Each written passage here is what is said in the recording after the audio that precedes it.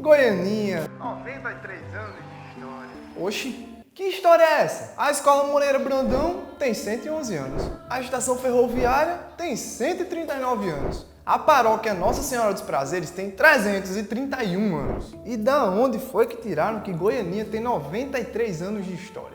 Goianinha celebrou essa semana 93 anos de emancipação política. Não foi de fundação, foi de emancipação política. Um dia, durante uma conversa com o Monsenhor Armando de Paiva, ele falou pra mim que Goianinha comemorava a data de aniversário errado. E eu fiquei curioso para saber, por que, padrão, que a gente comemora errado? Aí ele falou, Goianinha completa ano em 7 de agosto. E aí eu fiquei com isso na cabeça. Então eu fui pesquisar e aí eu descobri coisas interessantes e hoje eu vou compartilhar com vocês nesse vídeo. Se você ainda não é inscrito no canal, se inscreve que vai ter muito mais vídeo histórico como esse. E não esquece de curtir porque isso também ajuda bastante a gente. Vamos lá, tem 3 figuras importantes, na verdade 4, porque o Monsenhor Armando, que foi quem me fez assim abrir a mente, é uma dessas figuras importantes. Mas existem mais 3. Um índio, chamado Jacumã, um político chamado Nascimento de Castro e outro político, chamado Antônio Bento de Araújo Lima. Cada um teve uma importância nessa história e eu vou falar um pouquinho sobre cada um deles. Se Goianinha hoje tivesse 93 anos de história, queria dizer que Goianinha surgiu em 1928. Sendo que, como eu já falei lá no começo do vídeo, existem muitas outras coisas que a gente tem na cidade que são mais velhas que a própria cidade, se for desse jeito. Então, existe muita coisa que aconteceu antes de 1928, que foi o ano onde foi declarada a emancipação política da cidade, onde foi dito que Goianinha passava a ser uma cidade a partir de um decreto do próprio estado. Existem registros que falam que existia uma aldeia aqui, por essa região, lá por volta de 1635. A gente pode falar sobre isso depois, em outro vídeo, mas lembra das figuras importantes que eu falei? Jacumã era o índio que comandava essa aldeia. E ela já existia aqui nessa época, 1635, por ali. E isso aí era bem lá para trás, quando a gente ainda estava naquela época de pós-descobrimento, né? Porque o Brasil foi descoberto lá em 1500, em 1500. Mas a gente teve um período aí onde os índios continuaram vivendo normalmente, né? E a gente começou a se organizar um pouco mais para se tornar uma república. No início de tudo, a gente fazia parte de outra província, que era a província da Paraíba. Então a gente era dentro de uma comarca que estava na Paraíba. Então o Rio Grande do Norte respondia a Paraíba e num decreto criado pelo governo, criou a comarca do Rio Grande do Norte, emancipando assim o estado do Rio Grande do Norte. E no início, quando foi criada a província do Rio Grande do Norte, só existiam 8 municípios. O primeiro deles era a capital, Natal. E junto com essa cidade maior existiam mais 7 vilas: Extremóis, Areis, Porto Alegre, São José, Vila Flor, Caicó e Açu. Ou seja,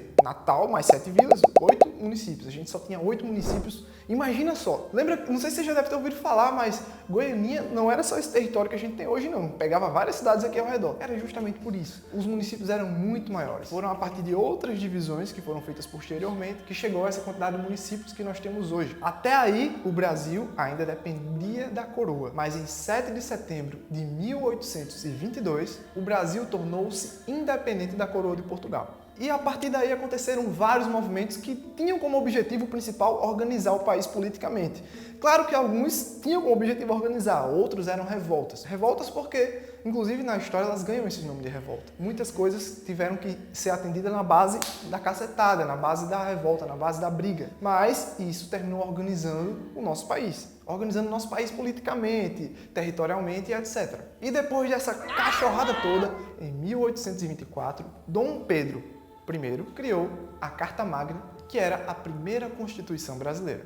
A Carta Magna, ela definiu como é que ia ficar essa organização. Então a gente tinha as capitanias hereditárias e cada capitania hereditária tinha o seu presidente. E esses presidentes respondiam diretamente à coroa, no caso ao nosso imperador. E as cidades já tinham nessa época também câmaras de vereadores. Todos os outros que eu falei até aqui, o imperador, a gente sabe que o imperador tinha aquela questão. Como é que se define o imperador? O povo não vota não, é de família. Como é que é definido os presidentes de cada capitania? Cada capitania era definida pelo próprio imperador, quem ia ser o presidente. Já as cidades, elas tinham vereadores. E essa câmara de vereadores eram vereadores que eram eleitos pelo povo. E aí vem aonde surge o segundo nome importante daquela lista que eu falei no começo, Nascimento de Castro. Em 1825, Nascimento de Castro foi escolhido pela coroa para ser o presidente da nossa capitania do Rio Grande do Norte. Ele não era daqui, ele era do Ceará, mas a coroa, por ter aquela proximidade com certas pessoas, denominou que ele viesse assumir a cadeira de presidência do estado. E ele foi o segundo, a gente tinha tido um presidente anterior, mas ele foi o segundo presidente do nosso estado. Durante um curto período de governo,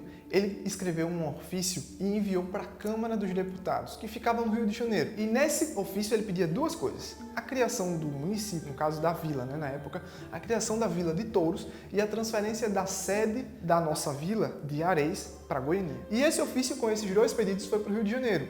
E ainda em 1825, Nascimento de Castro deixou de ser o presidente da nossa província e se tornou deputado eleito pelo estado do Ceará. Esse documento que foi enviado por Nascimento de Castro meio que foi esquecido na Câmara. E ele mesmo, com alguns anos depois, como ele já era deputado, estava na Câmara, ele mesmo encontrou esse ofício e fez: opa, tá aqui, eu tinha enviado. Chegou e botou esse ofício lá para que fosse debatido pelos seus colegas deputados. Porém, esse ofício só veio ser debatido em 1832. E foi assim que, através de um decreto imperial, foi atendida uma das suas principais reivindicações no ofício. E foi assim que, no dia 7 de agosto de 1832, a Câmara dos Deputados aprovou e o imperador decretou que fosse transferida a sede do município de Areis para Goianinha. E esse é o momento histórico onde Goianinha passa a ser um dos municípios mais antigos do estado, no caso da província do Rio Grande do Norte. Ou seja, existiam só aqueles municípios que eu falei lá no começo, aqueles 8 municípios, e foi criado mais um. Qual era? Goianinha,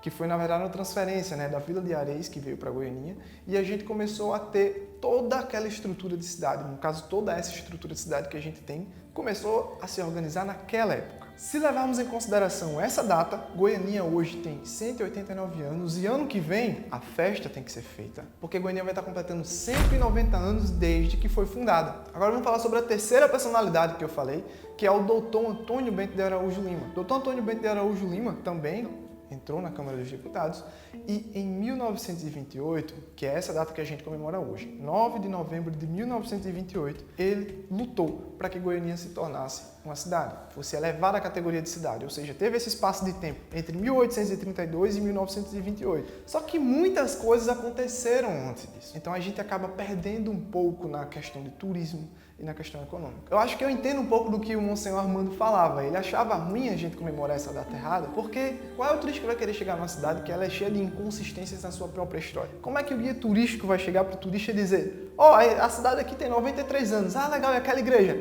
330 e poucos.